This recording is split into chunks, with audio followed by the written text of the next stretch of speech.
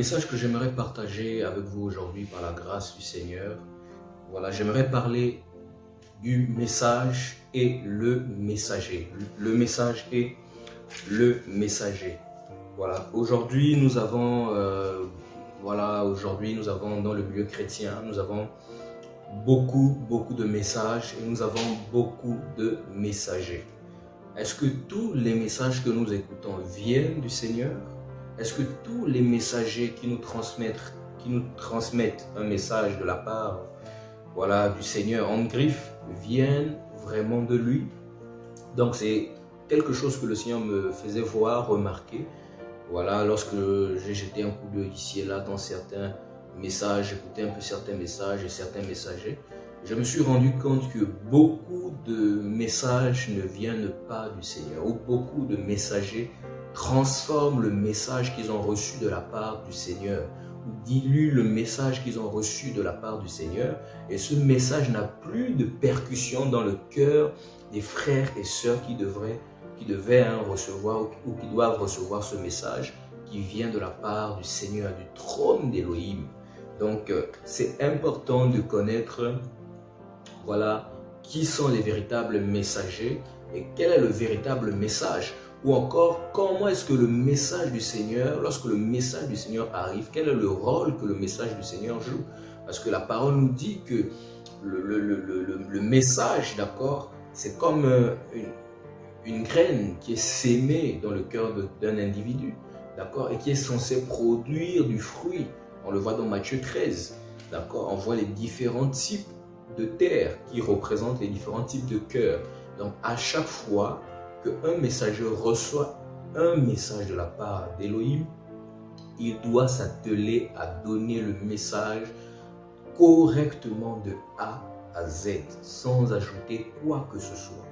Mais malheureusement aujourd'hui, lorsque certains messagers reçoivent un message de la part du Seigneur, malheureusement, ils le transforment à leur guise, ils le manipulent à leur guise et ça tue, d'accord, la quintessence du message, la profondeur du message, d'accord, et on reçoit à la place de la vie, on reçoit la mort, ou à la place, d'accord, de l'eau pure, on reçoit une eau amère.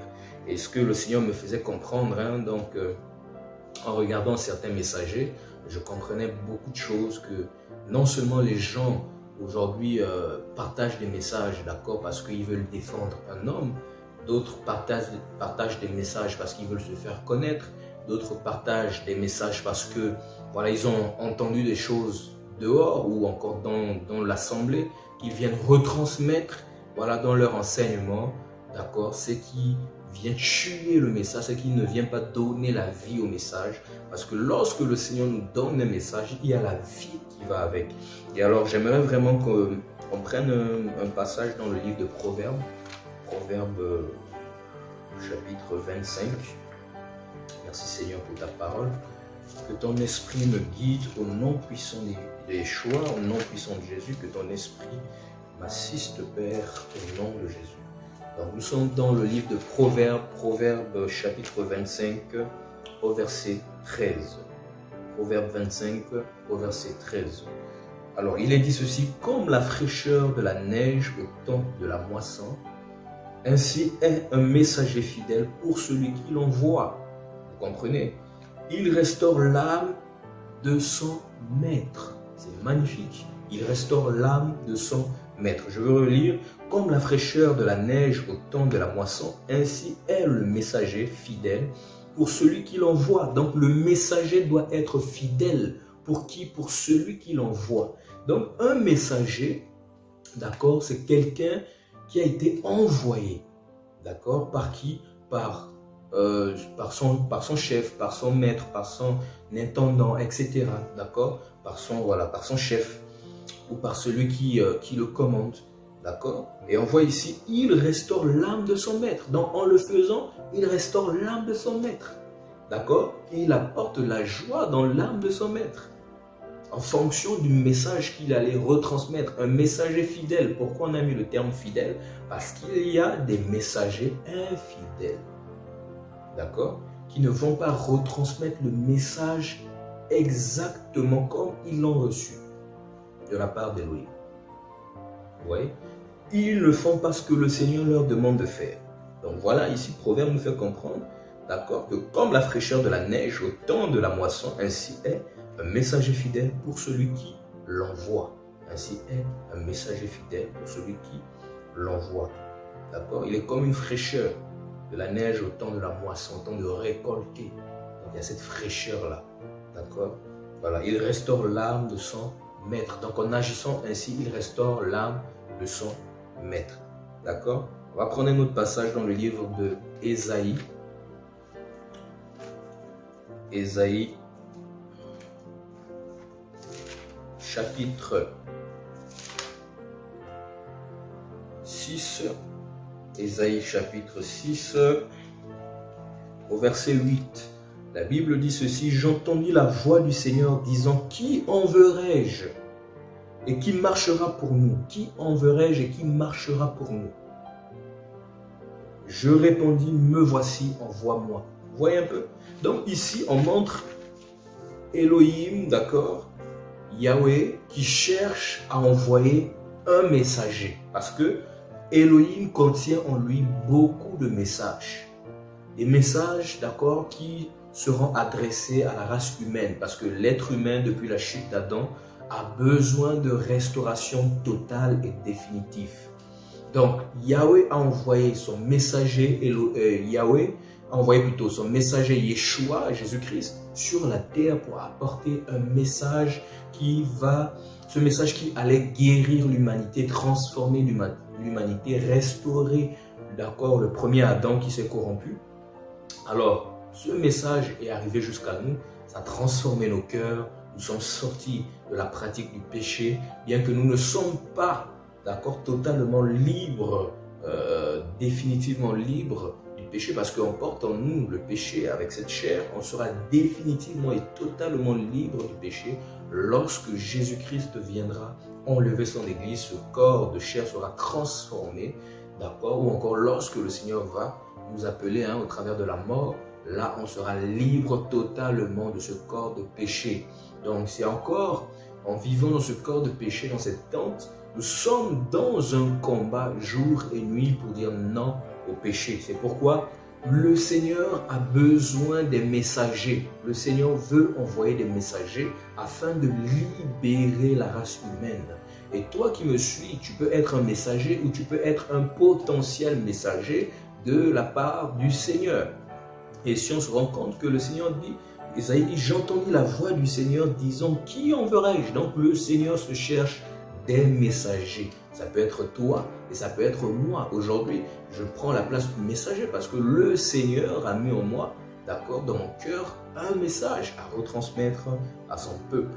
Et il dit, et qui marchera pour nous? D'accord? Et je répondis, me voici, envoie-moi.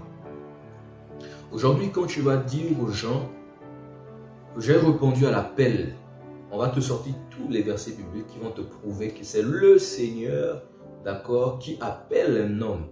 Mais ici, la parole me montre que Ésaïe lui a dit, me voici, envoie-moi. D'accord? Qui enverrai-je? Le Seigneur a discuté avec Ésaïe. Il a vu, Ésaïe a vu, d'accord, et a dit, il a vu le Seigneur se plaindre en disant, mais qui enverrai-je? Il n'y a personne. Personne ne veut que je l'envoie. Qui vais-je envoyer? Alors Ésaïe a dit, envoie-moi. Bien que la plupart des messagers, d'accord, qu'il y a dans la parole, ont fui l'appel. D'accord, Moïse a fui l'appel, Moïse a dit, il ne veut pas, il ne peut pas parler, etc. Mais ici, je vois un qui a dit, envoie-moi. Vous comprenez? Il y a un qui a dit, envoie-moi. Jérémie a fui l'appel, Jérémie a dit, il est trop jeune. Mais ici, je vois un qui a dit, envoie-moi. Vous voyez un peu? Voilà, aujourd'hui, quand tu vas dire que, voilà, j'ai dit au Seigneur de m'envoyer ou je veux faire quelque chose venant de la part du Seigneur, on va dire, tu cherches à te recommander toi-même. Voilà, si le Seigneur nous recommande, cela est une bonne chose. D'accord? Donc ici, on se rend compte que le Seigneur se cherche des messagers afin de leur investir d'une autorité, d'un message, d'accord, pour pouvoir le retransmettre, d'accord, aux personnes qui souhaiteraient partager ce message. Nous sommes dans un monde qui a besoin de recevoir les messages d'Elohim, d'accord. Parce qu'en étant au ciel, ces messages ne feront que nous renforcer, nous encourager, etc. Mais on sera déjà sauvé. D'accord? Mais ici-bas, on a besoin de ces messages pour sauver l'humanité, frère. D'accord? C'est important. Alors, c'est quoi? On va prendre la définition du message. Définition du message d'un messager. Voilà, c'est quoi le message? D'accord? Selon le dictionnaire Larousse, un message, d'accord, c'est la charge de transmettre une information. Donc, c'est la charge de transmettre une information, d'accord, venant de quelqu'un. D'accord? Lorsque nous recevons la charge de devenir un messager, le Seigneur nous a conféré une responsabilité, il nous a chargé de retransmettre une information. D'accord? S'acquitter du message dont on a été chargé. Il faut s'acquitter du message dont on a été chargé. Donc, lorsqu'on reçoit un appel, le Seigneur nous charge de ces messages, fait de nous des messagers, et il nous remplit de ces messages, d'accord, que nous puissions aller, pas pour rester sur place, aller, d'accord, retransmettre des messages. D'accord? Ces messages ne sont pas appelés à tourner entre nous ici et là. Non, il faut aller, il faut aller. C'est la conquête, c'est la vision du Seigneur. D'accord? La reconstruction de la tour de Babel nous dit de rester sur place, mais la vision du Seigneur va plus loin, nous dit d'aller. Après avoir reçu la formation, détache-toi, va. Parce que tu es un potentiel messager. D'accord? Quel que soit ce que les gens diront, ne t'accroche pas à ça. Écoute le Seigneur et va. D'accord? Et on dit la charge de dire ou de transmettre quelque chose. Donc la charge de dire ou de transmettre quelque chose, d'accord? Parole transmise, information écrite ou orale transmise par un messager. C'est une information écrite ou orale. Donc elle peut être écrite, le message peut être par écrit, tout comme le Seigneur l'a fait avec Moshe, d'accord? Moïse à la montagne, d'accord? Il a écrit sur les tables de pierre un message et 10 commandements que les hommes devraient suivre. Ils devaient suivre, d'accord, dans le désert. Les 10 commandements, les enfants d'Israël. Vous voyez un peu? Alors les enfants d'Israël, lorsque Moïse est descendu avec les tables de la loi, d'accord, il est descendu avec le message du Seigneur en tant que messager. Et même avant de se retrouver sur la montagne, le Seigneur l'a rencontré, d'accord, lorsqu'il est en train de paître les brebis. Hein, il est en train de paître les brebis de son beau-père, Jéthro. Le Seigneur a fait une rencontre avec lui, d'accord, et il lui a retransmis un message. Qu'est-ce que je vais dire à Pharaon? Il a dit, va et dis-lui que je suis m'a envoyé pour libérer mon peuple. D'accord? Et voici le message avec lequel Moshe, le messager du Seigneur, a été envoyé. D'accord? Alors, c'est qui un messager? Selon le dictionnaire, un messager, c'est une personne chargée de transmettre un message. D'accord? Ou une nouvelle.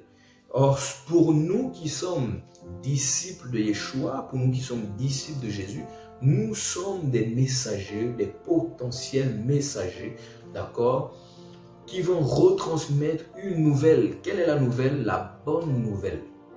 Vous voyez un peu la bonne nouvelle, la parole d'Élohim, d'accord? Voilà, qui vont retransmettre une nouvelle, un objet, celui qui annonce quelque chose. Donc nous sommes des personnes qui annoncent, d'accord? Qui annoncent quoi? Qui annoncent les bonnes nouvelles.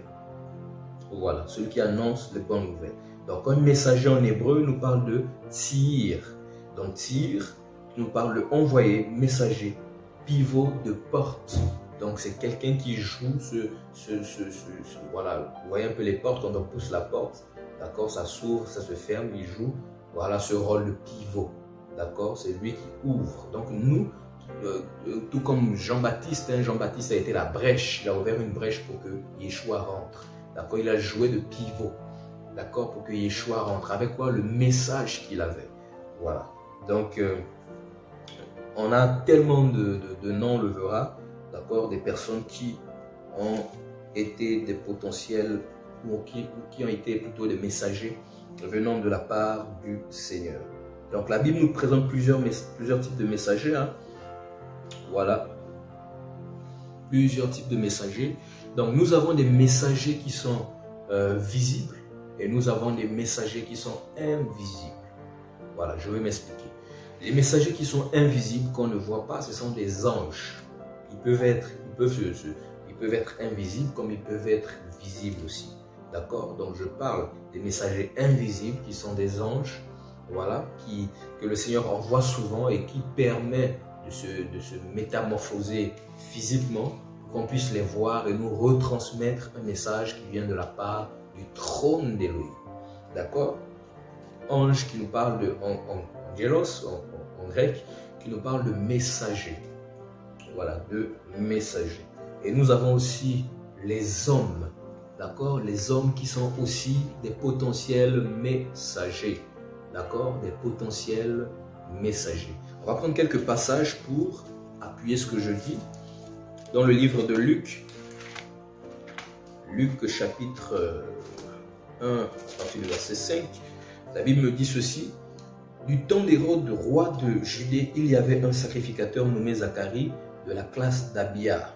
Sa femme était d'entre les filles d'Aaron et s'appelait Élisabeth. Tous deux étaient justes devant Dieu, selon ma version, observant d'une manière irréprochable tous les commandements et toutes les ordonnances du Seigneur. Ils n'avaient point d'enfants parce qu'Élisabeth était stérile. Et ils étaient l'un et l'autre avancés en âge. Or, pendant qu'il s'acquittait de ses fonctions devant Elohim, selon le tour de sa classe, il fut appelé par le sort, d'après la règle du sacerdoce, à entrer dans le temple du Seigneur pour offrir le parfum. Toute la multitude du peuple était dehors en prière à l'heure du parfum. Alors un ange du Seigneur apparut à Zacharie et se tint debout à droite de l'autel des parfums. Zacharie fut troublé en le voyant et la frayeur s'empara de lui. Mais l'ange lui dit, ne crains point Zacharie, car ta prière a été exaucée. Ta femme Élisabeth t'enfantera un fils et tu lui donneras le nom de Jean. Il sera pour toi un sujet de joie et d'allégresse, et plusieurs se réjouiront de sa naissance. Car il sera grand devant le Seigneur, il ne boira ni vin ni liqueur enivrante, et il sera rempli de l'Esprit Saint dès le sein de sa mère. Il ramènera plusieurs des fils d'Israël au Seigneur leur Elohim. Il marchera devant Elohim avec l'esprit et la puissance d'Élie pour ramener les cœurs des pères vers les enfants et les rebelles à la sagesse des justes, afin de préparer au Seigneur un peuple bien disposé. Afin de préparer au Seigneur un peuple bien disposé. Voilà ici un type de messager. D'accord? On a vu l'ange Gabriel qui vient donner un message, d'accord, voilà, bien qu'il n'ait pas été précisé, je pense pas. Voilà, on a dit un ange, voilà, mais j'estime peut-être que c'est Gabriel. Voilà, parce que c'est le même Gabriel qui ira après voir, comment on appelle, Marie, d'accord, pour aussi lui dire, voilà, lui apporter un message venant de la part du Seigneur. Donc voilà comment le premier type de messager agit. Lorsque le Seigneur leur donne un message, ils vont vers les hommes, ils apparaissent à ces hommes et ils leur retransmettent le message de façon exacte, d'accord, sans que le message ne soit dilué, d'accord. Comprenez bien ce que le Seigneur a envie de nous partager, c'est très très très important. Alors on va prendre un autre message d'autres passages dans Luc chapitre 2 à partir du verset 8. La Bible dit ceci. Il y avait dans cette même contrée des bergers qui passaient dans les champs les veilles de la nuit pour garder leurs troupeaux. Et voici un ange du Seigneur leur apparut et la gloire du Seigneur resplendit autour d'eux. Ils furent saisis d'une grande frayeur. Mais l'ange leur dit, ne craignez point, car je vous annonce une bonne nouvelle. Donc je suis venu vous annoncer une bonne nouvelle. Comme on a vu, un messager, c'est quelqu'un qui va annoncer une nouvelle.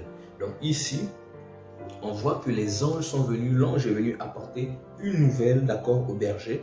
Et la nouvelle, c'était quoi? Une bonne nouvelle qui sera pour tout le peuple le sujet d'une grande joie. C'est aujourd'hui dans la ville de David, il vous est né un sauveur qui est le Christ, le Seigneur.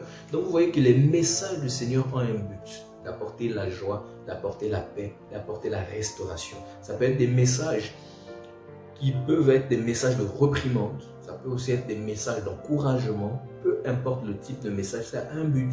c'est de restaurer l'âme de l'homme.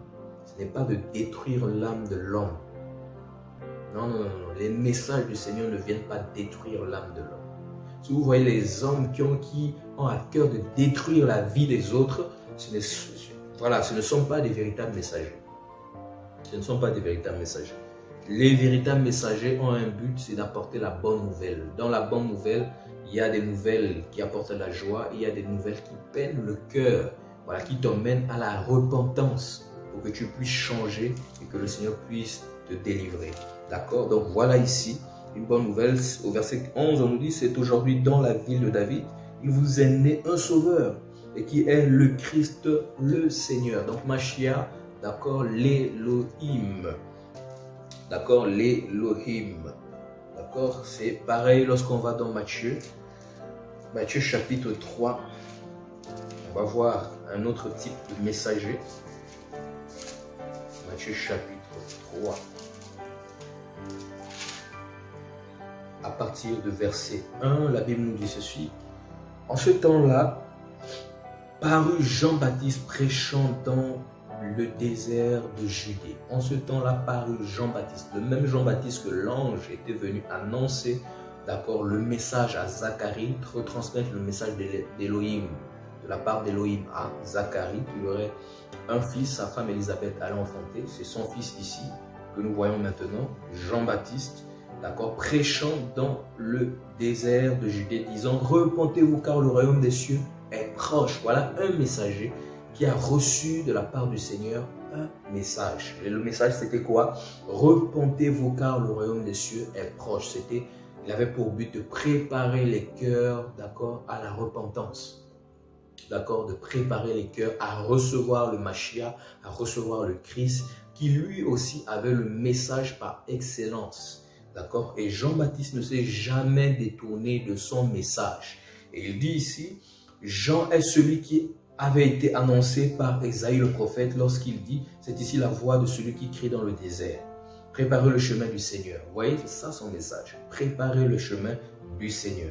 D'accord? Aplanissez ses sentiers. Jean avait un vêtement de poil de chameau et une ceinture de cuir autour de ses reins. Il se nourrissait de sauterelles et de miel sauvage.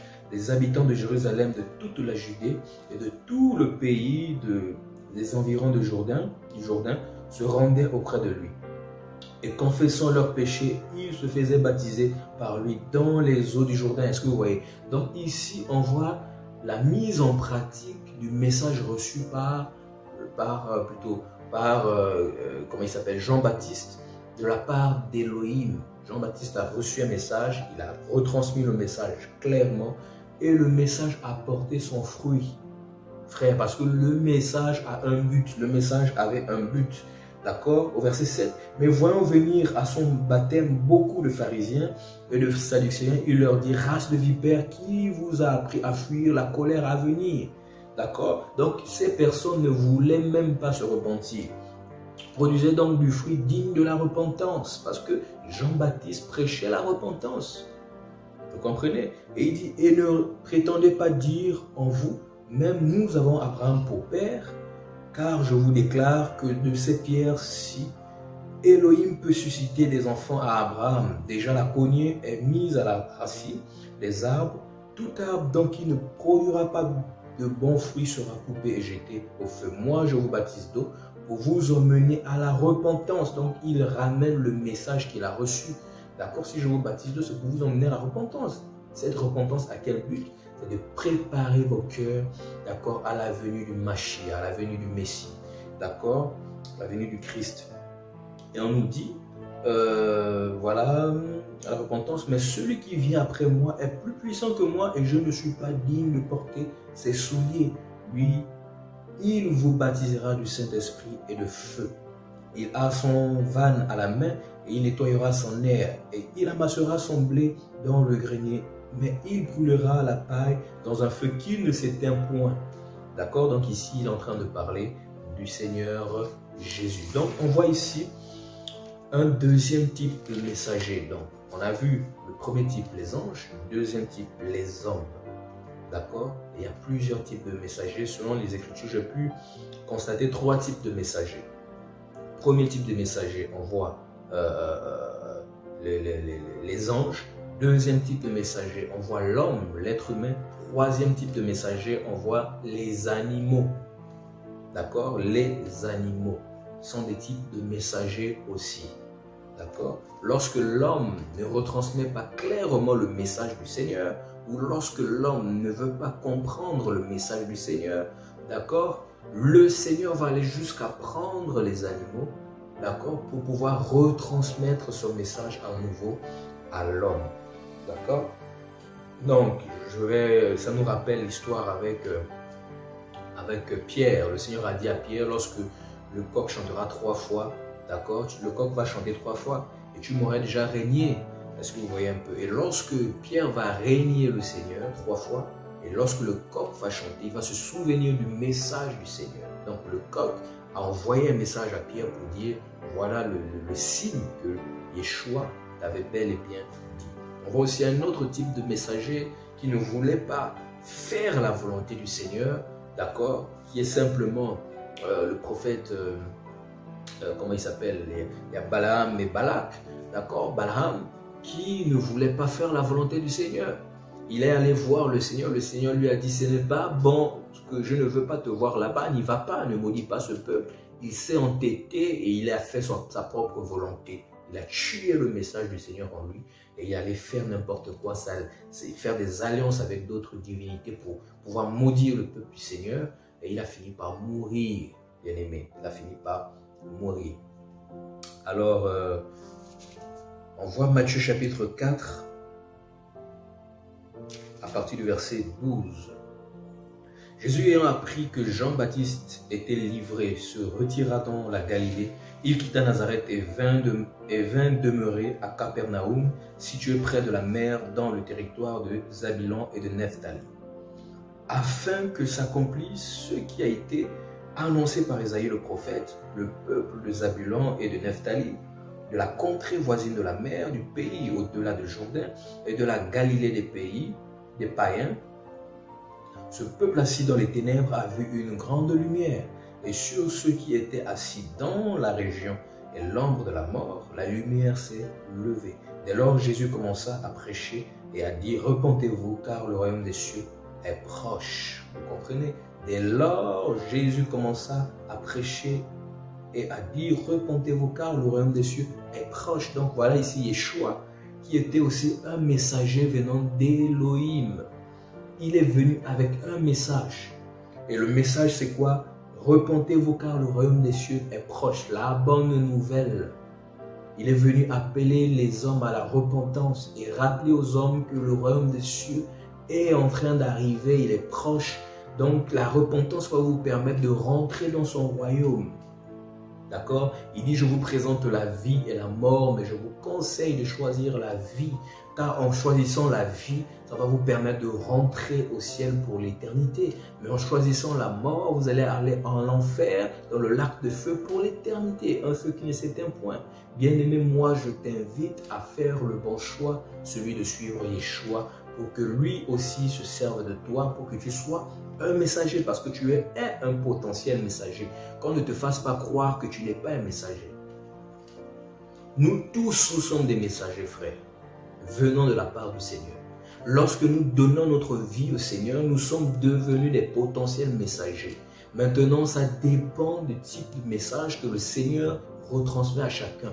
Le Seigneur peut retransmettre un message, d'accord, pour des générations à une tierce personne, d'accord, qui va atteindre la majorité, donc avec une onction majeure qui va l'accompagner. Il y en a qui reçoivent un message avec une onction mineure pour ce que le Seigneur lui a demandé de faire. Donc ça ne sert à rien de jalouser les uns et les autres lorsqu'on voit les frères travailler pour le Seigneur. Ça ne sert à rien de dire qu'il veut se faire connaître, ça ne sert à rien de dire qu'il veut ceci, il veut la gloire, il veut le ministère, ça ne sert à rien de dire ça. Parce que nous sommes tous des potentiels messagers de la part du Seigneur.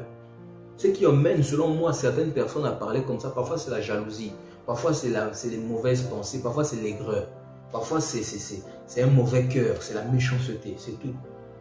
Parfois c'est ça. Parce qu'il n'y a pas d'explication pour ça, parce que la parole, elle est claire. Vous voyez un peu? C'était simplement une parenthèse que je ferme aussi rapidement. Alors, de qui sommes-nous les messagers? Parce qu'aujourd'hui, beaucoup de gens sont devenus les messagers des hommes. Ils font des choses en fonction des hommes. Au lieu de faire des choses en fonction de celui qui les a enrôlés, ils font des choses en fonction des hommes. Ils ont maintenant la peur de l'homme. Parce que si l'homme dit ça sur ma vie, ah, je vais mourir. Si l'homme dit ça sur ma vie, ah, je vais être disqualifié. Si l'homme dit ça sur moi, ah, machin, etc. Mais non, c'est faux, bien-aimé. Laissez-moi vous dire que c'est faux. L'homme ne peut pas modifier l'appel qu'il y a sur nos vies. L'homme ne peut pas changer l'appel qu'il y a sur nos vies. La seule personne qui peut le faire, c'est le Seigneur ou nous-mêmes. Si nous-mêmes nous sortons du plan du Seigneur, on peut modifier l'appel qu'il y a sur nos vies. Oui. Alors, de qui sommes-nous les messagers? Nous allons aller nous sommes toujours dans le livre de Matthieu, au chapitre 9, d'accord, au verset 36. La Bible dit ceci: voyant la foule, il fut ému de compassion pour elle, parce qu'elle était languissante, donc inquiète, d'accord, et abattue comme des brebis qui n'ont point de berger. Donc ici, le Seigneur, lorsqu'il envoie, d'accord, il cherche un messager pour lui conférer un message, lui donner, d'accord, l'onction qu'il faut pour exercer dans cette vision, dans ce message, d'accord. C'est pour un but, c'est parce qu'il a à cœur ses brebis. La Bible dit que mes brebis entendent ma voix et elles me suivent. Elles entendent la voix de qui? Du messager, d'accord? La voix du messager, d'accord, qui a été envoyé par celui qui détient le véritable message, par celui qui a le message originel ou original, d'accord? Donc nous qui sommes des messagers de la part du Seigneur, il nous a donné une portion, d'accord, du message qu'il a à cœur que nous puissions donner, et les autres aussi ont d'autres messages, mais lorsqu'on regarde tous ces messages qui viennent de la part, véritablement de la part du Seigneur, ça converge vers un même sens. Et ce sens-là, c'est quoi? C'est simplement de glorifier le nom du Seigneur Jésus et d'appeler les hommes à la repentance pour leur dire de rentrer dans le royaume. Voilà, ce n'est pas pour nous suivre, ce n'est pas pour suivre un homme, c'est un faux message, frère. Si on vous dit, suivez un homme, faites ceci à cause d'un homme, faites cela à cause d'un homme, frère, vous êtes déjà à côté. On ne fait pas les choses pour l'homme. Le Seigneur utilise ses messagers pour nous interpeller, pour nous former, pour nous encourager, pour que nous aussi nous devenions des messagers, pour que nous allons aussi crier, nous, à notre part, pour dire aux autres de rentrer dans l'arche. C'est ça le message, frère. Parce que le but, c'est la conquête. Le but, ce n'est pas de rester dans les visions et reformer la tour de Babel. Non, ce n'est pas ça la parole. Ce n'est pas ça la parole, frère. Donc moi, en tant que messager, si je vois un chat, je ne dirais pas que c'est un chien. Si je vois un chat, je dirais que c'est un chat. Même si on veut me dire, mais pourquoi je dis c'est un chat? Ne venez pas modifier ma personnalité. Je ne suis pas un menteur. Et je ne mentirai jamais. Au nom de Jésus, je ne mentirai jamais. Si quelque chose n'est pas bien, je dirais que c'est pas bien. Si quelque chose est bien, je dirais que c'est bien. C'est ça là, c'est ça être un messager. Sans changer le message, sans diluer le message. D'accord? Et on nous dit au verset 37, alors il dit à ses disciples, la moisson est grande, mais il y a peu d'ouvriers. Priez donc le maître de la moisson d'envoyer des ouvriers dans sa moisson. Priez donc le maître de la moisson. D'accord? D'envoyer donc des messagers. Les ouvriers là, ce sont des messagers. D'accord? Dans sa moisson, dans son champ, priez le Seigneur pour qu'il envoie des messagers. Qui est en train de parler ici? Eh bien, c'est Jésus. C'est Jésus qui parle ici à ses disciples. Il leur conseille de prier le maître de la moisson. Pour que le maître de la moisson envoie des messagers dans la moisson. Car le champ est vaste. C'est vaste, frère. D'accord? C'est vaste. De qui sommes-nous les messagers? Nous sommes les messagers de Yeshua. Nous ne sommes pas les messagers d'un homme. Beaucoup sont devenus des messagers des hommes. Beaucoup sont devenus leurs propres messagers. Ils ne sont pas les messagers du Seigneur, ils sont leurs propres messagers ou les messagers des hommes. D'accord? Ils n'ont même pas reçu quelque chose clair venant de la part du Seigneur. D'accord? Ils ont peur. D'accord? Lorsqu'ils reçoivent même des choses de la part du Seigneur, clairement, ils ont peur de dire qu'ils ont reçu quelque chose qui vient de la part du Seigneur, de peur de représailles des hommes pour qu'on ne les chasse pas des synagogues, comme on nous a dit dans le livre de l'évangile de Jean. Les gens ont cru en Jésus, mais les pharisiens, certains ont cru. Mais ils ne disaient pas, ils le cachaient dans leur cœur parce qu'ils avaient peur des représailles, parce qu'ils avaient peur qu'on leur dise que vous voulez le ministère, parce qu'ils avaient peur qu'on leur dise qu'il y a un seul qui est appelé, qui a une grande vision et c'est lui qu'il faut suivre. Et ce n'est pas vous. Ça, c'est l'idolâtrie, frère. Ce n'est pas la parole. Vous allez m'excuser, mais ce n'est pas la parole. Le Seigneur utilise les hommes, des messagers. On reçoit le message nous guérit, le message nous transforme. On est là pour un temps, on se fait former. Et une fois qu'on est formé, le Seigneur nous dit, va. Ça peut venir du messager que le Seigneur a utilisé, qui peut te dire, vas-y, tu es libre. Vas-y, fais ce que le Seigneur te demande de faire. Tout comme ça peut venir du Seigneur lui-même qui va te dire, c'est le temps, demande l'autonomie et pars. C'est ça la parole, frère. Ce n'est pas de l'orgueil, ça n'a rien à voir avec l'orgueil. C'est la parole, c'est la vérité. Sans manquer de respect à qui que ce soit, on veut être dans la vérité, frère. C'est ça la parole, c'est ça l'évangile. Donc dans Matthieu 10, à partir du verset 1, il nous est dit ceci. Puis, ayant appelé ses 12 disciples, il leur donna le pouvoir de chasser les esprits impurs et de guérir toute maladie et toute infirmité. Voici les noms des disciples. Donc, il va citer les 12. Il va citer leurs noms que nous connaissons déjà. Au verset 5, on dit, tels sont les 12 que Jésus envoya après leur avoir donné les instructions suivantes. Qui les envoya? Jésus. Est-ce qu'on a dit que c'était un homme? Est-ce qu'on a dit que c'était un messager, un autre messager? Non, c'est Yeshua lui-même, c'est Elohim lui-même qui a envoyé des messagers. Il s'est choisi 12 et il les a envoyés. Il a fait quoi avant de les envoyer?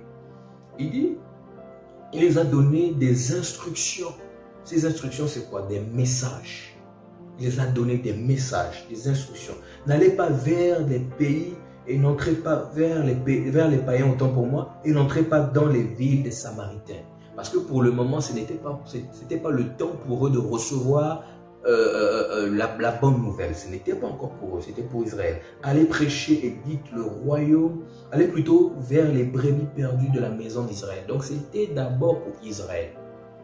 D'accord? Et ensuite on dit allez, c'était un ordre, prêchez et dites le royaume des cieux est proche. Allez, prêchez et dites le royaume des cieux est proche. Donc, il leur donne le même message que lui, il a reçu. Et les disciples ne sont pas allés faire autre chose. Il dit au verset 8, guérissez les malades, ressuscitez les morts, purifiez les lépreux, chassez les démons. Vous avez reçu gratuitement, donné gratuitement. Et la gratuité, c'est un message qui vient de la part du Seigneur.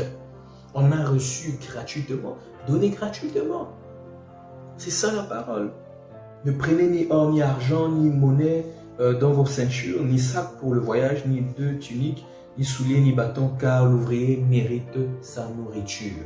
D'accord? L'ouvrier mérite sa nourriture. Dans quelques villes ou villages que vous rentriez, informez-vous s'il s'y trouve quelques hommes dignes de vous recevoir et demeurez chez lui jusqu'à ce que vous partiez.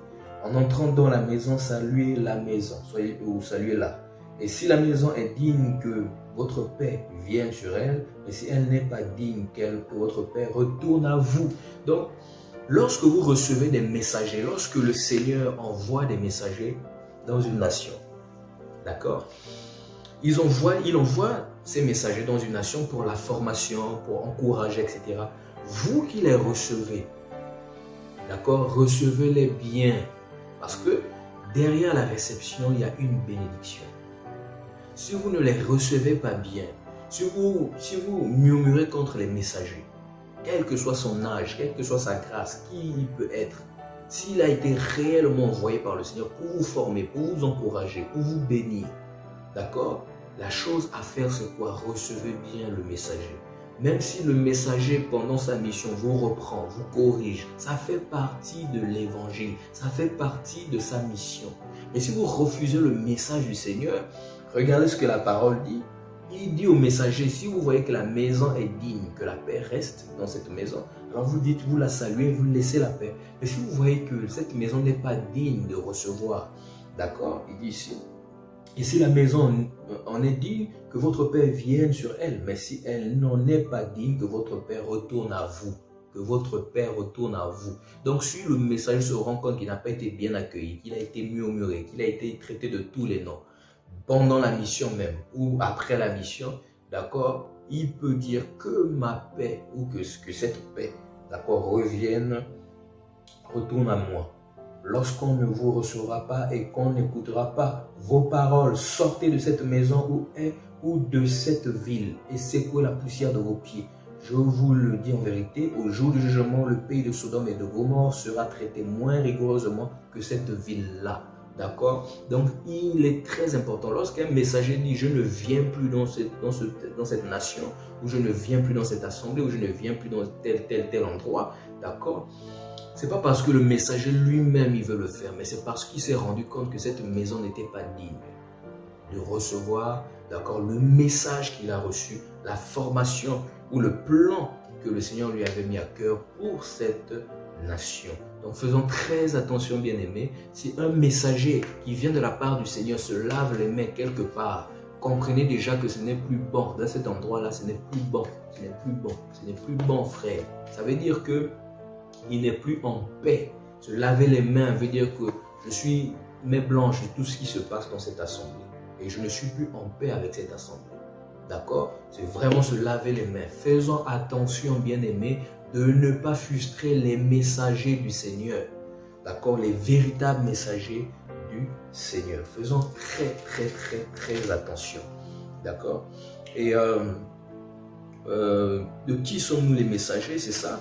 Donc nous sommes dans Matthieu 28. Donc là on a vu que nous sommes les messagers de Jésus, de Yeshua. Et Matthieu 28 à partir du verset 18 nous dit: Jésus s'étant approché leur parla ainsi: tout pouvoir m'a été donné dans le ciel et sur la terre. Allez, faites de toutes les nations des disciples, les baptisant au nom du Père, du Fils, du Saint-Esprit, et enseignez-leur à observer tout ce que je vous ai prescrit.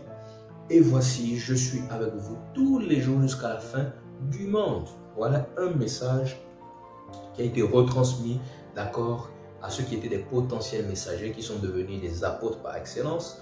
D'accord, tout ce que nous connaissons qui sont dans la parole, Pierre, Jean-Jacques, etc., sont devenus les messagers de la part du Seigneur avec un message bien précis, la bonne nouvelle. Repentez-vous, car le royaume des cieux est proche. Et ils ont parlé, d'accord, de celui qui les a enrôlés, Jésus-Christ de Nazareth, Yeshua HaMashiach, son nom hébreu, d'accord. Jésus-Christ de Nazareth, son nom en français, ce n'est pas un péché aussi de dire Jésus-Christ de Nazareth. Ne nous sentons pas condamnés lorsque vous dites Jésus-Christ de Nazareth. Ce n'est pas un péché, frère. Ce n'est pas un péché. Ceux qui disent Yeshua sont tout simplement bénis, tout comme ceux qui disent Jésus, tout comme ceux qui disent Jesus, ressources, etc. Voilà, donc les nations et celui qui a confondu les langages. La Bible nous dit dans le livre de Genèse, au chapitre 11, que c'est Elohim qui a confondu les langages des hommes. Donc c'est le Seigneur qui a voulu que les hommes parlent plusieurs langues. Donc si dans d'autres nations on dit Jésus, c'est Jésus en français. Si on dit Yeshua pour comment ils appellent les Israéliens, d'accord, en Israël c'est Yeshua. Je ne peux pas parler avec un juif en disant Jésus, il ne va pas comprendre. Si je dis Yeshua, il comprendra. D'accord? Voilà, donc si je me trouve avec un Français, si je dis Yeshua, si c'est quelqu'un qui ne connaît pas la parole, il va se dire mais Yeshua c'est qui? Mais si je dis Jésus, il a déjà entendu une fois Jésus dans sa vie. Donc voilà, il y a souvent des choses simples, qui sont vraiment simples, terre à terre, qu'on ne doit pas forcément fatiguer les gens avec, voilà, avec ça dans l'esprit, pensant que disant Yeshua, c'est être, voilà, c'est déjà être sauvé, pardonnez-moi, mais parfois quand j'écoute certaines choses, c'est triste de savoir que les gens sont arrivés à ce niveau-là de compréhension ou à ce niveau de choses. Voilà, dans Actes chapitre 1 à partir du verset 8, c'est la même chose aussi, on verra, c'est Yeshua là-bas qui va aussi, avant de monter dans son ascension, il dira aussi, il va donner des instructions, d'accord, aux disciples, aux apôtres de rester à Jérusalem, d'accord, on va lire ça rapidement. C'est important de lire aussi. Voilà, à partir du verset 8, Actes chapitre 1, verset 8. « Mais vous recevrez une puissance, le Saint-Esprit survenant sur vous, et vous serez mes témoins à Jérusalem, dans toute la Judée, dans la Samarie, et jusqu'aux extrémités de la terre. » Après avoir dit cela, il fut élevé pendant qu'il le regardait, et une nuée le déroba à leurs yeux. Donc voilà, le Seigneur les a également envoyés, d'accord, jusqu'aux extrémités de la terre. Jusqu'aux extrémités de la terre. Donc, de qui sommes-nous les messagers? Nous sommes les messagers de Jésus-Christ. Nous ne sommes pas les messagers d'un homme.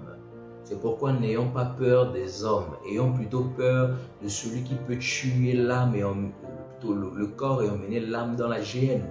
N'ayons pas peur des gens qui ne peuvent tuer, ne peuvent emmener l'âme dans la géhenne. Même s'ils disent tout.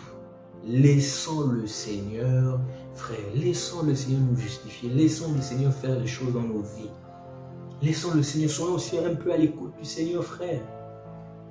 N'êtes-vous pas fatigué d'être à l'écoute des hommes? N'êtes-vous pas fatigué des guéguerres charnelles tous les jours entre frères? N'êtes-vous pas fatigué de ces choses? Ne voulez-vous pas être dans le repos du Seigneur, dans l'intimité, à laisser le Seigneur soigner vos oreilles, à soigner vos cœurs, vos regards, votre façon de parler, vos cœurs, vous montrer que une âme a de l'importance aux yeux du Seigneur.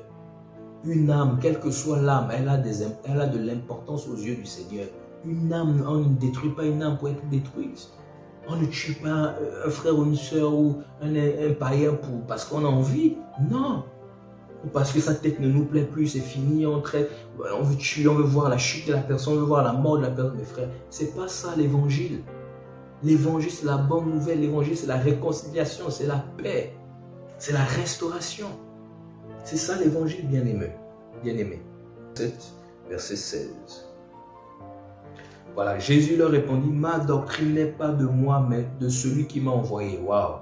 Ma doctrine n'est pas de moi, mais de celui qui m'a envoyé. Jean, chapitre 7, au verset 16. Jésus leur répondit, ma doctrine n'est pas de moi, mais de celui qui m'a envoyé. Donc, mon message n'est pas de moi, mais ça vient de celui qui m'a envoyé. Si aujourd'hui, vous me voyez parler, par exemple, de gynosco, de la connaissance intime, mais ça ne vient pas de moi, frère. L'œil va commencer à penser de ça comment, ça va venir comment. Voilà, c'est venu du ciel. Je cherchais la face du Seigneur. Le Seigneur m'a parlé clairement de gynosco. Reste dans ma présence. Apprends à rester dans ma présence. Car c'est là que beaucoup de choses découlent. C'est là le commencement et la fin de beaucoup de choses, frère. Si vous voulez une rencontre avec le Seigneur, ça commence par là. Si vous voulez autre chose avec le ça se commence par là, ça termine par là, frère. La prière. Avant de sortir, aller prêcher, il faut une rencontre avec le Seigneur dans l'intimité. Avant de recevoir un message, afin d'être un messager, ça commence par là, dans le secret. Ça commence par là, frère. Qu'on ne nous trompe pas, qu'on ne nous dise pas autre chose. Ça commence par là. D'accord? Et donc, on a pu comprendre que nous sommes les messagers d'Élohim et non les messagers des hommes. Je vois des gens qui sont devenus des messagers des hommes. Je suis devenu, ils parlent de Branham, comme on parle des Branhamistes, ils sont devenus des messagers de Branham. D'accord? Il y en a qui sont devenus des messagers de Kimbango. D'accord? Il y en a qui sont devenus des messagers de Mama Olangi. Il y en a qui sont devenus des messagers, d'accord, les Mormons, des John Smith, quelque chose comme ça. Il y en a qui sont devenus des messagers, voilà, de, je ne sais pas, de beaucoup de divinités, messagers de Marie. Voilà, je vous salue Marie, etc. Ils sont devenus des messagers de Marie. D'accord? Il y en a qui sont devenus des messagers, voilà, de témoins de Jéhovah. D'accord? Qui sont devenus d'autres messagers. Au lieu de devenir des messagers d'Élohim, des messagers de Yeshua, à Mashiach, ils sont devenus des messagers des hommes ou des messagers d'une divinité qui ne vient pas du Seigneur et qui ont reçu un autre message. D'accord? Et je voudrais m'attarder sur les véritables messagers. Parce qu'on sait qu'il y a beaucoup de faux messagers. Et pour les faux messagers, on les reconnaîtra à leurs fruits. Ils ne parleront pas du Seigneur Jésus. Ils ne diront pas que Yeshua, d'accord, est Elohim. Ils ne diront pas que Jésus est Dieu, comme on le dit communément. Jésus est Dieu. Ils ne le diront pas. Ils diront que le nom, peut-être, etc. Peut-être parce qu'ils ne sont pas éclairés. Ils diront c'est peut-être un messager comme tout autre, c'est un prophète, etc. Ils vont réduire, d'accord, notre maître à une qualité d'homme. Et pourtant, il est Elohim. D'accord, ils vont passer à côté d'une grâce merveilleuse. Et il y en a qui vont, voilà, prôner le nom d'autres personnes, hein, au lieu de glorifier le Seigneur, ils vont glorifier leur pasteur, ils vont glorifier leur apôtre, ils vont glorifier leur évangéliste, ils vont glorifier, voilà, ils vont parler de cet homme au lieu de parler du Seigneur. D'accord? Et allons-y dans Jean 7 toujours. En revenant dans Jean 7, c'est important. Jean 7 à partir du verset 16 à 19. C'est vraiment important. Jean 7, chapitre 7. J'aimerais vraiment dire quelque chose d'important là-dessus. Jean 7, chapitre 7 à partir du verset 16 à 19. Jésus leur répondit, ma doctrine n'est pas de moi, mais de celui qui m'a envoyé. Si quelqu'un veut faire sa volonté, il connaîtra si ma doctrine est de Dieu ou si je parle de mon propre chef. Donc vous voyez, il y a des personnes qui parlent de leur propre chef. D'accord? Il y a des personnes qui parlent de leur propre chef. Donc si quelqu'un veut faire sa volonté, il connaîtra si ma doctrine, d'accord, ou si mon message, d'accord, est d'Élohim, ou si je parle de mon propre chef. Donc c'est-à-dire juger, vérifier si c'est que je dis, je parle de moi-même, ou ça vient effectivement d'Élohim. Tout comme ce que je suis en train de dire. Si ça vient d'Élohim, pourquoi ne pas dire Amen? Pourquoi ne pas dire Amen si ça vient d'Élohim? D'accord? C'est parce que certains, parce que ça ne vient pas de X, d'accord, ou de Y, d'accord, et on se choisit des messagers, comme Paul disait, qui est Paul, qui est Apollos? Parce que les Corinthiens avaient déjà choisi leur messager, les Corinthiens avaient dit non, moi je suis de Paul, moi je suis d'Apollos, d'autres disent non, moi je suis de Christ. Chacun avait déjà choisi leur messager.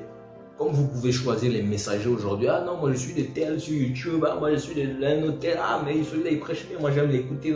Non frère, cherchons à écouter Yeshua. Là où il y a Yeshua, là où il y a le Seigneur, c'est là où on dit Amen. Car nous sommes du corps, nous ne sommes pas d'une partie du corps, nous sommes du corps, frère. Recherchons ce qui bénit le corps et non ce qui bénit juste une partie du corps, de peur d'être privé de tout le corps. Et voilà, on dit au verset 18, celui qui parle de son propre chef cherche sa propre gloire. Est-ce que vous comprenez ce que j'étais en train de dire? Celui qui parle de son propre chef cherche sa propre gloire. Il ne va pas élever le nom du Seigneur. C'est les faux messagers, d'accord? Mais celui qui cherche la gloire de celui qui l'a envoyé, voilà les vrais messagers, messagers cherchent la gloire de celui-là qui les a envoyés. Donc Yeshua, celui-là est vrai et il n'y a point d'injustice en lui. Donc c'est comme ça qu'on fait pour reconnaître les vrais messagers des faux messagers. D'accord? Mais malheureusement, il y a un phénomène qui fait en sorte que les vrais messagers, d'accord, perdent le message authentique du Seigneur. Parfois, le Seigneur nous donne un message qui est vraiment important, qui va vraiment toucher les nations, qui va vraiment toucher une communauté, qui va vraiment toucher une personne, qui va vraiment toucher une famille. Mais nous, les messagers, nous tuons le message. À cause de quoi? À cause de notre caractère. Notre caractère peut venir déformer le message que le Seigneur nous a donné. Notre caractère peut venir transformer négativement, détourner le message que le Seigneur nous a donné, diluer le message que le Seigneur nous a donné. Notre caractère peut empiéter sur le message que le Seigneur nous a donné et ça tue le message. Et toutes les personnes qui reçoivent ce message, d'accord, ne reçoivent pas la vie, mais ils reçoivent au contraire la mort. D'accord, faire sa propre volonté. Donc, volonté, sa volonté, en grec nous parle de téléma. Téléma qui parle de ce que chacun souhaite. D'accord, ce que chacun souhaite. Donc, il y a les messagers véritables qui veulent faire leur propre volonté dans le message que le Seigneur leur a retransmis. Et c'est ça qui fait qu'on tue le message que le Seigneur nous a donné. Et le message n'est plus le même, le message change. Vous voyez un peu? Voilà. On va prendre un exemple avec un véritable messager que le Seigneur a envoyé. D'accord? Et ici, on va parler de Moïse dans Nombre chapitre 20. De Moïse, Nombre chapitre 20, qui était un véritable messager que le Seigneur a envoyé, qui a fait une véritable rencontre avec le Seigneur dans le désert. Voilà, Nombre chapitre 20. Voilà, Nombre chapitre 20, on va lire à partir du verset, voilà, à partir du verset 1 à 12. Nombre 20 à partir du verset 1 à 12. Toute l'assemblée des enfants d'Israël arriva dans le pays de Tsin le premier mois et le peuple s'arrêta à Kadès. C'est là que mourut Marie et qu'elle fut enterrée, donc la sœur de Moshe. Il n'y avait point d'eau pour l'assemblée et l'on se souleva contre Moïse et Aaron. Le peuple chercha querelle à Moïse et dit: Que n'avons-nous expiré, voilà, que n'avons-nous expiré quand nos frères expirèrent devant l'Éternel, d'accord? Donc en gros, pourquoi n'avons-nous pas expiré lorsque nos frères mouraient devant l'Éternel? Au verset 4, pourquoi avez-vous fait venir l'assemblée de l'Éternel dans ce désert pour que nous y mourions, nous et notre bétail? Pourquoi nous avez-vous fait monter hors d'Égypte pour nous emmener dans ce méchant lieu? Ce n'est pas un lieu où l'on puisse s'aimer. Il n'y a ni figuier ni vigne, ni grenier, ni d'eau à boire. Moïse et Aaron s'élevèrent de l'assemblée pour aller à l'entrée de la tente d'assignation. Ils tombèrent sur leur visage et la gloire de l'Éternel leur apparut. Voyez un peu l'intimité, le secret. Ce n'est pas devant tout le monde, frère. Lorsqu'on veut que le Seigneur nous parle, allons-y loin des hommes. Allons-y devant la tente. Fléchissons les genoux, courbons nos têtes, prions, disons: Seigneur, regarde ce que les hommes disent sur nous. Qu'est-ce que tu as dit? Et c'est là que le Seigneur descend. D'accord, leur apparut. L'Éternel parla à Moïse et dit: Prends la verge et convoque l'assemblée, toi et ton frère Aaron. Vous parlerez en leur présence au rocher. Et il donnera ses eaux, tu feras sortir pour eux de l'eau du rocher et tu abreuveras l'assemblée et leur bétail. Voilà un message que le Seigneur a donné à son messager, Aaron et Moshe et Moïse. D'accord? Il leur a donné un message concernant cette circonstance. Moïse prit la verge qui était devant l'Éternel, comme l'Éternel le lui avait ordonné, comme le Seigneur lui a dit, par rapport au message qu'il a reçu. D'accord? Au verset 10, Moïse et Aaron convoquèrent l'assemblée en face du rocher. Et Moïse leur dit: Écoutez donc, rebelles, est-ce de ce rocher que nous vous ferons sortir de l'eau? D'accord? Est-ce de ce rocher que nous vous ferons sortir de l'eau? Puis Moïse leva maintenant et frappa 2 fois. Vous comprenez? Et frappa 2 fois le rocher avec sa verge. Il sortit de l'eau en abondance, l'assemblée but et le bétail aussi. Alors l'Éternel dit à Moïse et à Aaron: Parce que vous n'avez pas cru en moi. Oh my God. Regardez ce que le Seigneur dit. Parce que vous n'avez pas cru en moi. En quoi? En mon message. Au message que je vous ai donné. D'accord? Je vous ai retransmis. Parce que vous n'avez pas cru en mon message. D'accord? Il va dire quoi? Parce que vous n'avez pas cru. Parce que vous n'avez pas cru en moi, pour me sanctifier aux yeux des enfants d'Israël, vous ne ferez point entrer cette assemblée dans le pays que je lui donne. Ce sont les eaux de Mériba où les enfants d'Israël contestèrent avec l'Éternel qui fut sanctifié en eux.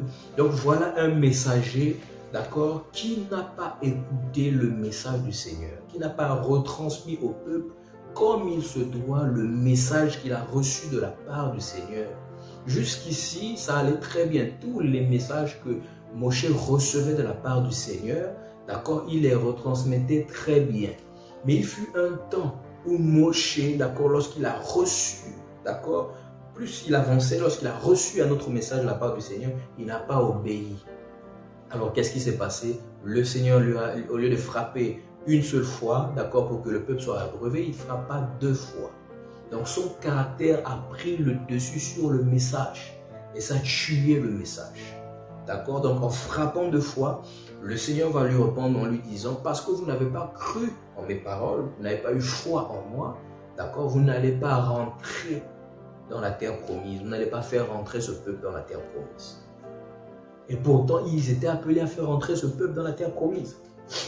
Mais à cause de la désobéissance, ils ne sont plus rentrés dans la terre promise. Ils sont morts dans le désert. Est-ce que pour autant, le Seigneur s'est séparé d'eux. Est-ce que pour autant on va dire qu'ils ne sont pas au ciel? Si, ils sont au ciel. Malgré qu'ils ont désobéi, mais ils sont au ciel. La preuve en est ce que Moshe a apparu avec Moshe et Esaïe. Ils ont apparu. D'accord? Ils ont apparu sur la montagne. D'accord? Lorsqu'on lit Matthieu 17, on les voit, les deux. D'accord? Élie et Moshe ont apparu sur la montagne. D'accord? Donc ça prouve que Moshe est dans le repos. Voilà un véritable messager qui a dû lier le message du Seigneur à cause de la colère, à cause, d'accord, de la colère. Il s'est laissé emporter. Son caractère a pris le dessus sur le message et ça a tué le message. Voilà ce qui arrive aux véritables serviteurs du Seigneur, d'accord? Ça peut nous arriver à nous tous. Lorsqu'on reçoit un message de la part du Seigneur, notre caractère peut tuer le message que nous avons reçu de la part du Seigneur. D'accord? On va prendre encore un autre passage. Un autre passage dans le livre de 1 Roi chapitre 13. 1 Roi chapitre 13. Que le Seigneur nous aide, frère. C'est pas facile. Servir le Seigneur n'est pas facile. Être un simple disciple, déjà, ce n'est pas facile. Conduire sa propre vie dans le royaume des cieux n'est pas facile. Mais conduire un peuple ou encore faire la volonté du Seigneur, là encore, c'est grave. Parce qu'il y aura toutes sortes d'épreuves, de combats, d'abandon, de mépris, d'insultes, de tout, de mensonges sur ta personne, trop de choses. Et si tu regardes à ça, tu vas sortir de la volonté du Seigneur. Donc, il faut rester dans le secret, il faut rester simple, il faut rester humble, il faut se taire, il faut écouter le Seigneur plus que les hommes, mais toujours dire la vérité, voilà, sans avoir peur de qui que ce soit, voilà, et seulement avoir peur du Seigneur. Alors, 1 Roi chapitre 13, à partir du verset 1, nous dit ceci. Voici un homme d'Élohim ou un homme de Dieu arriva de Juda à Bethléem par la parole de l'Éternel pendant que Jéroboam se tenait à l'autel pour brûler des parfums. Il cria contre l'autel par la parole de l'Éternel et il dit: Autel, autel, ainsi parle l'Éternel, voici il naîtra un fils à la maison de David, son nom sera Josias, il immolera sur toi les prêtres des eaux, lieux qui brûlent sur toi des parfums, et l'on brûlera sur toi des ossements d'hommes. Et le même jour, il donna un signe en disant: c'est ainsi le signe que l'Éternel a parlé. Voici l'autel se fondra et la cendre qui est dessus sera répandue. Lorsque le roi entendit la parole que l'homme de Dieu avait crié contre l'autel de Béthel, il avança la main de dessus l'autel en disant: saisis-le et saisissez-le. Et la main de Jéroboam avait étendu contre lui, devint sèche et il ne put la ramener vers lui, à lui.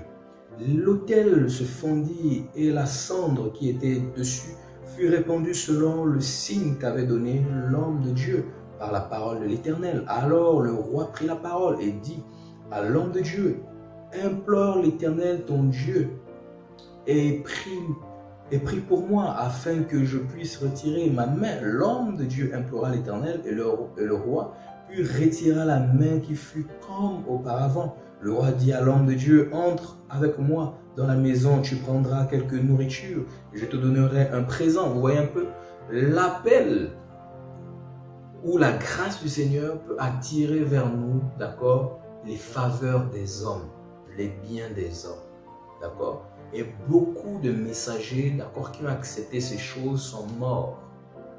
Beaucoup ont enduré le message parce qu'ils ont accepté les présents, les mains du roi. D'accord? Regardez ce que ce messager va faire. L'homme de Dieu dit au roi: quand tu donneras la moitié de ta maison, je n'entrerai pas avec toi. Je ne mangerai point de pain et je ne boirai point d'eau dans ce lieu-ci. Car cet ordre m'a été donné par la parole de l'Éternel. Donc il avait reçu un message de la part du Seigneur avant d'accomplir ce qu'il était en train de faire. Avant de venir dire que l'autel va se fondre en deux, il avait déjà reçu dans le secret quelque chose de la part du Seigneur. Et là il va dire au roi Jéroboam, il va dire ceci: tu ne mangeras point de pain et tu ne boiras point d'eau et tu ne prendras pas à ton retour le chemin par lequel tu seras allé Et il s'en alla par un autre chemin, et il ne prit pas à son retour le chemin par lequel il était venu à Bethel. Vous voyez un peu le message qu'il a reçu, ce messager. Il a reçu un message clair de la part du Seigneur. Et il a commencé à mettre le message en pratique. Ça, c'est le début. Continuons encore par la suite. Oh, il y avait un vieux prophète, donc un vieux messager. Oh, les vieux messagers. Il faut dire, oh, les vieux messagers. Parce que souvent, on dit, les jeunes messagers, là, ils n'écoutent pas. Ils sont rebelles, ils n'écoutent pas. Ils veulent le ministère, ils ont le goût du ministère. Parfois, les jeunes messagers, ils veulent obéir au Seigneur. Mais ce sont les vieux messagers, là, qui les sortent de la volonté du Seigneur. Écoutons. On dit, oh, il y avait un vieux prophète qui demeurait à Bethel. Ses fils vinrent lui rencontrer toutes les choses, lui raconter toutes les choses que l'homme de Dieu avait faites à Bethel ce jour-là et les paroles qu'il avait dites au roi. Lorsqu'ils eurent fait le récit à leur père, il leur dit par quel chemin s'en est-il allé. Ses fils avaient vu par lequel chemin s'en était allé l'homme de Dieu et qui était venu de Juda. Et il dit à ses fils, scellez-moi l'âne. Ils lui scellèrent l'âne et il monta dessus. Il alla après l'homme de Dieu et il le trouva ainsi sous un térébinthe. Il lui dit, es-tu l'homme de Dieu qui est venu de Juda? Il répondit, je le suis. Alors il lui dit, viens avec moi à la maison et tu prendras quelque nourriture. Mais il répondit, je ne puis ni retourner avec toi, ni entrer chez toi. Je ne mangerai point de pain, je ne boirai point d'eau avec toi en ce lieu-ci. Car il m'a été dit par la parole de l'Éternel, tu ne mangeras point de pain et tu ne boiras point d'eau. Et tu ne prendras pas à ton retour le chemin par lequel tu seras allé.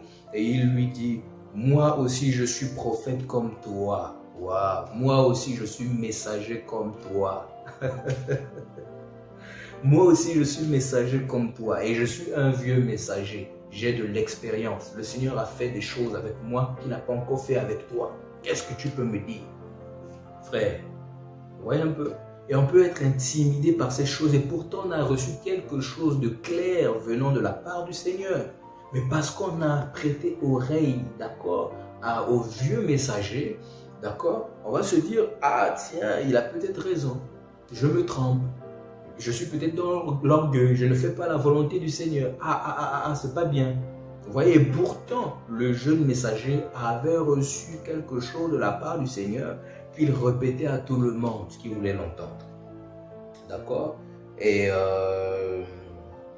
l'Éternel, il dit, comme toi, je suis prophète comme toi. Et un ange, donc un autre messager, d'accord, qui est comme nous, est venu. Il m'a parlé de la part de l'Éternel, donc celui qui envoie les messagers, d'accord, et m'a dit, ramène-le avec toi dans ta maison, et qu'il mange du pain et boive de l'eau, et lui, il lui mentait, vous comprenez? Il lui mentait, c'est grave. Aujourd'hui, il y a des vieux messagers qui sont devenus des menteurs. Excusez-moi, mais c'est la vérité, et c'est la parole. Ici, on voit un vieux messager qui est devenu un menteur. Il lui a dit au jeune messager que l'Élohim, d'accord, qui les a envoyés, ou qui a envoyé le jeune, lui dit d'aller souper avec lui. Vous vous rendez compte? Si tu n'as pas une véritable intimité avec le Seigneur, une véritable communion avec le Seigneur, tu vas te laisser berner par les hommes. Tu auras peur. Tu vas te laisser berner par la notoriété de certains messagers. Tu auras peur. Pourtant, le Seigneur ne t'a pas dit ces choses-là. Pourtant, le Seigneur ne t'a pas dit de faire ça. Un messager peut venir te dire, faites ceci, faites cela, faites cela. Mais demandez d'abord au Seigneur, est-ce que Seigneur, tu voudrais que je fasse ça? Est-ce que Seigneur, tu me vois en train de faire ça? Si le Seigneur te dit oui, je te vois en train de faire ça, oui, c'est moi qui lui demande de faire ça, etc. Fais aussi, fais-le. Mais si le Seigneur ne te dit pas de le faire, ne le fais pas. Ne le fais pas pour plaire à un homme. Sinon, tu peux déplaire à celui qui t'a envoyé, frère. Peu importe qu'on te traite de rebelle ou pas, frère, fais la volonté du Seigneur. C'est ce qui compte. Regardez, il était en train de mentir. Il mentait au jeune prophète. Le jeune n'a pas eu le discernement de voir parce qu'il a vu la notoriété, il a vu que c'était un père, il a vu que c'était un vieillard, il a vu que machin. Ah mais le vieillard ne peut pas se tromper. Le vieillard, vraiment, on a vu les choses que le vieillard a fait. On a vu comment le Seigneur a utilisé le vieux, etc. etc. Mais frère, est-ce que le Seigneur t'a dit de faire ça aussi? Lorsqu'on parle comme ça, on nous traite de rebelles, on nous traite de tout, on est perdu, voilà, on nous souhaite le mal. Et pourtant, c'est la vérité, et pourtant, c'est la parole. Vous voyez? Et au verset 19, l'homme de Dieu retourna avec lui et il mangea du pain et but de l'eau dans sa maison. Comme il était assis à table, la parole de l'Éternel fut adressée au prophète qui l'avait ramené. Oh!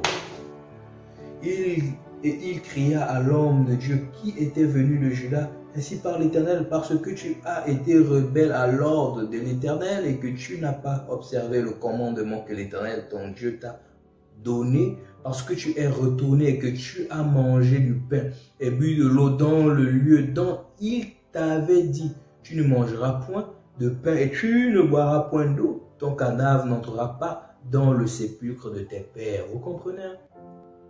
Le même vieillard a été utilisé pour parler aux jeunes, pour lui dire que tu n'entreras pas, tu mourras, parce que tu n'as pas écouté. Le même qui a menti, vous voyez, le même qui a menti, est-ce que le Seigneur ne voyait pas que ce vieillard-là mentait aux jeunes? Il a vu, mais c'est le même Seigneur qui a utilisé ce prophète menteur, d'accord, pour parler véritablement aux jeunes. Parce que le jeune avait maintenant mis sa confiance à ce vieillard, au lieu de mettre sa confiance sur le Seigneur. Le but de Ginosco, c'est de nous pousser au Seigneur, c'est de mettre notre confiance uniquement au Seigneur et non aux hommes. Le Seigneur va se servir des hommes pour nous former, pour nous encourager, pour nous bâtir. Une fois qu'il verra que nous sommes mûrs, il va nous envoyer, partez, soyez libres, faites ce que le Seigneur vous demande de faire. Faites ce que je vous demande de faire. Vous êtes des messagers. Allez avec le petit message que je vous ai donné ou allez avec le grand message que je vous ai donné. Le reste là, n'écoutez pas. Qu'est-ce que les gens vont dire? Laissez le Seigneur, voilà, faire les choses. D'accord? Et on va voir par la suite que le jeune prophète va être dévoré par un lion. D'accord? Et les gens qui vont passer là vont voir, malheureusement. Voilà un messager qui n'a pas su écouter le Seigneur. D'accord, qui a dilué le message du Seigneur, qui a tué le message du Seigneur en lui, parce qu'il a fait confiance aux hommes, au lieu de faire confiance, d'accord, au message qu'il a reçu de la part du Seigneur. D'accord, on va dans 1 Samuel chapitre 15.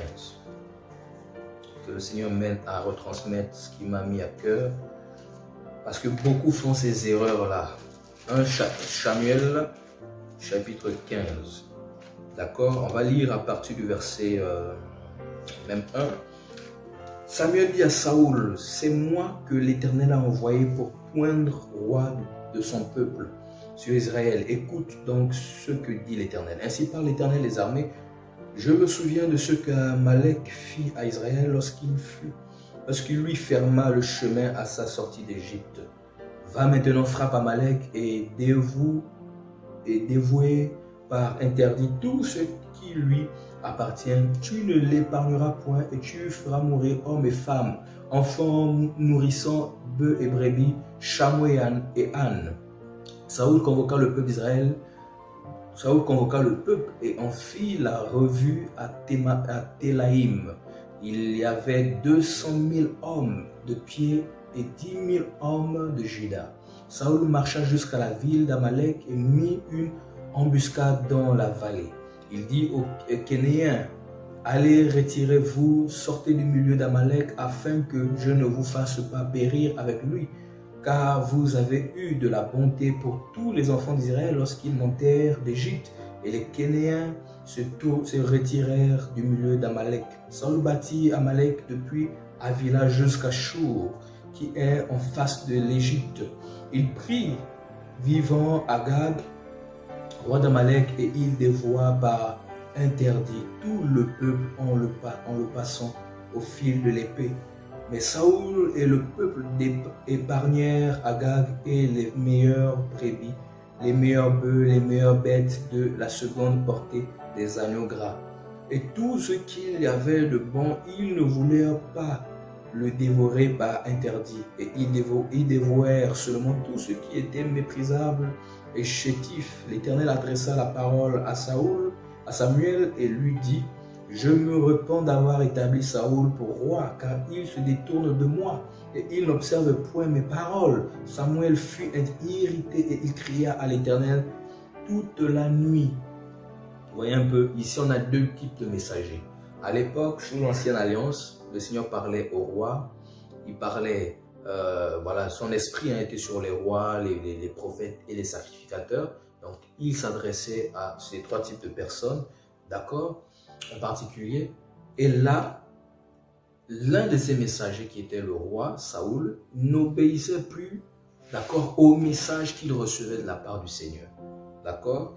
Et au verset 12, on va dire: il se leva de bon matin pour aller au devant de Saoul, et on vint lui dire: Saoul est allé à Carmel, et voici il s'est érigé un monument, puis il s'en est retourné, et passant plus loin, il est descendu à Gilgal. Samuel se rendit auprès de Saoul, et Saoul lui dit: sois béni de l'Éternel, j'ai observé la parole de l'Éternel. Samuel dit: qu'est-ce que donc ce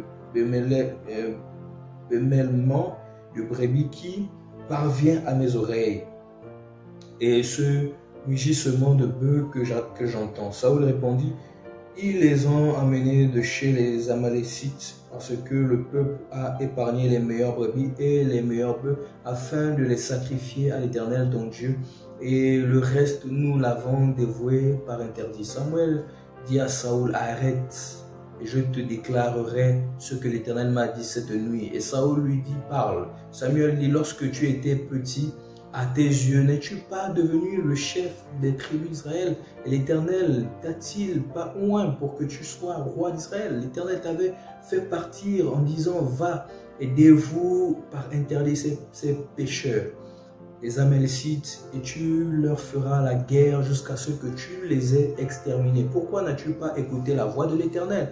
Pourquoi t'es-tu jeté sur le butin et as-tu fait ce qui est mal aux yeux de l'Éternel? Vous voyez un peu, Saoul pensait que c'était bien à ses yeux de faire comme ça certaines choses, certaines méthodes, certaines techniques. Ah, on peut faire comme ça peut nous priver de ça. On peut faire comme ça peut nous priver. Mais est-ce que c'est dans la parole, frère? Est-ce que c'est biblique? Est-ce que c'est dans la parole? Est-ce que c'est le message que le Seigneur nous a demandé de faire? Vous voyez un peu? Il y a certains qui prennent leur méthodologie, d'accord, comme parole du Seigneur, qui font de leur méthodologie parole du Seigneur. Il y a certains qui font de leur système parole du Seigneur. Malheureusement, c'est ce qui se passe dans beaucoup d'assemblées et dans beaucoup de ministères. Et ça vient tuer le message du Seigneur. Voilà comment ici Saoul, d'accord, à cause de la désobéissance, va perdre l'onction royale. Il va perdre l'onction royale. Soyez répondit à Samuel: j'ai bien écouté la voix de l'Éternel et j'ai suivi le chemin, à ce verset 20, par lequel m'envoyait l'Éternel. J'ai emmené Agag, roi d'Amalek, et j'ai dévoué par interdit les Amalécites. Mais le peuple a pris sur le butin des brebis et des bœufs comme prémisse de ceux qui devaient être dévoués afin de les sacrifier à l'Éternel ton Dieu. À Gilgal, Samuel dit: l'Éternel trouve-t-il du plaisir dans les holocaustes et les sacrifices, comme dans l'obéissance à la voix de l'Éternel? Voici, l'obéissance vaut mieux que les sacrifices, et l'observation de la parole vaut mieux que les graisses des béliers. Vous comprenez, frère? Car la désobéissance est aussi coupable que la divination, et la résistance l'est pas moins que l'idolâtrie et les théraphim. Puisque tu as rejeté la parole de l'Éternel, il te rejette aussi comme roi. Il a peur de l'onction royale. Ouais. Beaucoup de messagers ont peur de l'onction royale. Beaucoup de messagers ont peur de l'onction qu'ils ont reçue par rapport à leur message. Parce qu'ils ont dilué le message. Parce que leur nature, leur caractère a pris le dessus sur le message. Et ils n'écoutent plus le message qu'ils avaient reçu dès le départ. Tout est confondu, tout est mélangé. Tout est confondu, tout est mélangé. Et ça tue le message. Alors Saül dit à Samuel: j'ai péché car j'ai transgressé l'ordre de l'Éternel, et je n'ai pas obéi à tes paroles, je craignais le peuple et j'ai écouté sa voix. Je craignais le peuple et j'ai écouté quoi? Sa voix, au lieu d'écouter la voix du Seigneur. Beaucoup de frères et sœurs sont comme ça. Ils craignent les hommes au lieu de craindre le Seigneur. Qu'est-ce que le Seigneur vous dit, frère? Qu'est-ce qu'il vous dit de faire? Pas les hommes. Qu'est-ce qu'il vous dit de faire? Beaucoup n'ont plus ce courage-là. Parce que l'onction, d'accord, de l'Esprit du Seigneur nous donne le courage. Pas l'orgueil, non, mais le courage de faire certaines choses que d'autres ne font pas. C'est ça. Tout en étant dans la vérité, tout en demeurant dans la vérité. D'accord? Et il dit, maintenant je te prie, pardonne mon péché, reviens avec moi et j'adorerai l'Éternel. Samuel dit à Saoul, je ne retournerai point avec toi car tu as rejeté la parole de l'Éternel. L'Éternel te rejette afin que tu ne sois plus roi sur Israël. Et comme Samuel se tournait pour s'en aller, Saoul le saisit par le pan de son manteau qui se déchira. Samuel lui dit, l'Éternel déchire aujourd'hui dessus de toi la royauté d'Israël et il la donne à un autre qui est meilleur que toi. Donc quelqu'un qui va écouter, d'accord, qui va obéir, d'accord, au message du Seigneur. Donc voilà encore un autre messager qui a dilué, qui a tué le message du Seigneur, qui n'a pas écouté le message du Seigneur, qui n'a pas su retransmettre, exécuter le message du Seigneur. Et le Seigneur s'est retiré totalement de lui. Alors on va parler aussi de Jonas. Au lieu de lire, je vais vous envoyer lire par la grâce du Seigneur à cause du temps. Jonas, voilà un autre type de messager que le Seigneur a envoyé avec un message pour aller à Ninive, pour libérer le peuple de Ninive qui devait vraiment, qui était vraiment dans le mal, dans le péché. Et sachant que c'était des ennemis d'Israël, ils ne voulaient pas, ce messager, Jonas ne voulait pas aller retransmettre ce message parce qu'il savait que ça allait libérer ce peuple et le Seigneur n'allait plus les frapper. D'accord? Donc il a fui, il est allé loin pour ne pas obéir au message du Seigneur. Frère bien-aimé, tu peux être comme Jonas. Le Seigneur t'appelle à faire quelque chose, mais tu fuis à cause de la peur des hommes. Ou tu fuis parce que tu ne veux pas que les hommes qu'on puisse dire des choses sur ta vie. Mais comme Jonas, là où tu as fui, là, le Seigneur va t'avaler et va te ramener, d'accord, là où, dans le pays où tu fuyais. Le Seigneur t'a peut-être établi là-bas, le Seigneur t'a peut-être formé là-bas, et le Seigneur veut peut-être que tu travailles là-bas. Mais tellement les combats sont forts, tellement le mépris est fort, tellement c'est difficile, tu es blessé, tu es cassé, tu as fui pour partir. Le Seigneur t'a ramené. Il y a beaucoup comme ça, vous allez fuir. Le Seigneur va vous ramener. Il va prendre une baleine qui va vous avaler, ou une situation qui va vous avaler pour vous ramener dans ce qu'il vous a demandé de faire, d'accord, comme message. D'accord? Voilà des messagers comme ça qui ne veulent pas faire la volonté du Seigneur. Pourtant, ils ont reçu un véritable message venant de la part d'Élohim. Un autre avec lequel je vais terminer, Samson. Samson était un type de messager d'Élohim. D'accord? C'était un messager qui devait apporter la délivrance au peuple d'Israël face aux Philistins. D'accord? L'oppression des Philistins. D'accord? Son message était de libérer les fils d'Israël des Philistins. Mais à cause de son caractère, à cause des femmes, à cause du sexe, à cause de la chair, il est sorti. Il a divulgué même ses secrets. D'accord? À une dame étrangère qui s'est servie de son secret. Et lui a donné son secret à ses ennemis qui l'ont tenu en captivité et qui ont fini par le détruire, qui ont fini par détruire la vision du Seigneur en lui. Alors bien aimé, pourquoi le Seigneur m'a mis ce message à cœur? C'est parce qu'il y a beaucoup de messagers lorsqu'ils partagent qui diluent le message du Seigneur. Ils ont reçu un bon message venant de la part du Seigneur. Et lorsqu'on les écoute, on finit par comprendre que dans le message du Seigneur, ils ont ingéré leur propre message. Ils ont ingéré leur propre volonté. Vous allez vous rendre compte que parfois, ce sont des choses qu'ils ont écoutées dehors qui viennent prêcher. Parfois, ce sont des faits qu'ils ont vu leurs frères et sœurs vivre qu'ils prêchent. Ou parfois, ce sont des circonstances et tout qu'ils prêchent. Et ça, parfois, ça vient tuer le message du Seigneur. Si tout le temps, ça soit pour partager l'évangile, pour parler des autres, tuer les autres, incriminer les autres, détruire la vie des autres, frère, ce n'est pas ça l'évangile. L'évangile, c'est la bonne nouvelle. Si les autres sont déformés, nous, en tant que messagers, on doit apporter la bonne nouvelle. Là où il y a la mort, on apporte la vie. Là où il y a les ténèbres, d'accord, on apporte la lumière. Là où les gens sont perdus, on apporte, d'accord, le message, d'accord, qui va secourir ces personnes afin que ces personnes soient sauvées au nom de Jésus-Christ de Nazareth. Donc beaucoup de messagers le font et tuent le message du Seigneur. Beaucoup, voilà, ont peur aussi des hommes et finissent par tuer le message du Seigneur. Beaucoup aussi ont reçu des choses de la part du Seigneur dans le secret et ils ne veulent pas le faire de peur des représailles des hommes. D'accord? Et ça tue malheureusement le message du Seigneur. Bien-aimé, vraiment avec tout l'amour possible, d'accord? Tout l'amour possible que je ressens dans mon cœur pour vous, voilà, pour tout ce qui est dans les nations, je vous en conjure, je vous en supplie. Écoutez le Seigneur plus que les hommes. Faites la volonté du Seigneur. Restez intègre. Accrochez-vous au Seigneur. Faites ce que le Seigneur vous demande de faire. Obéissez aux aînés. Obéissez aux dirigeants d'assemblée, etc. Tout en restant dans les Écritures. Si c'est en dehors des Écritures, ne faites pas quelque chose qui est en dehors des Écritures. Ne faites pas quelque chose qui n'a pas un lien avec les Écritures. Ce serait de l'idolâtrie. Ce serait de l'idolâtrie et le Seigneur déteste les idolâtres.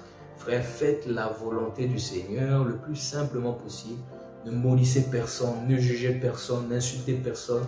Jugez dans le sens de dire que tel ira en enfer, tel sera sauvé, etc. Mais comme on le sait, l'homme spirituel juge de tous les faits réels liés au péché. On peut dire ça, c'est le péché. Ça, c'est pas le péché, tout comme ça, c'est la parole. Ça, c'est pas la parole. Ça, c'est un jugement aussi, et c'est le discernement aussi que le Seigneur nous donne pour pouvoir faire ce qui est juste et ne nous éloigner de ce qui est injuste. Alors, c'est ce message que j'avais à cœur à nous partager, restant dans la volonté du Seigneur lorsque nous recevons un message. Comment faire pour ne pas sortir du message? Alors, ne pas sortir du message, faisons tout pour que notre caractère n'empiète pas sur le message du Seigneur, ou notre volonté, ou les choses que nous avons écoutées dehors, ou les choses que nous vivons, pour ne pas marcher sur le message du Seigneur, pour que le Seigneur ne soit pas irrité contre nous, pour que le message ait de l'effet et que la vie, parce que l'objectif c'est que la vie soit retransmise et que les uns et les autres soient transformés par ce message, soient sauvés par ce message, vont à la rencontre du Seigneur par ce message, afin que les uns et les autres soient sauvés, soient transformés, soient guéris au nom puissant de Jésus de Nazareth. Voilà le message que j'avais à cœur. Que le Seigneur soit béni. On va se dire à la prochaine émission ou au prochain message. Que le Seigneur nous garde bien-aimés au nom de Yeshua. Amen.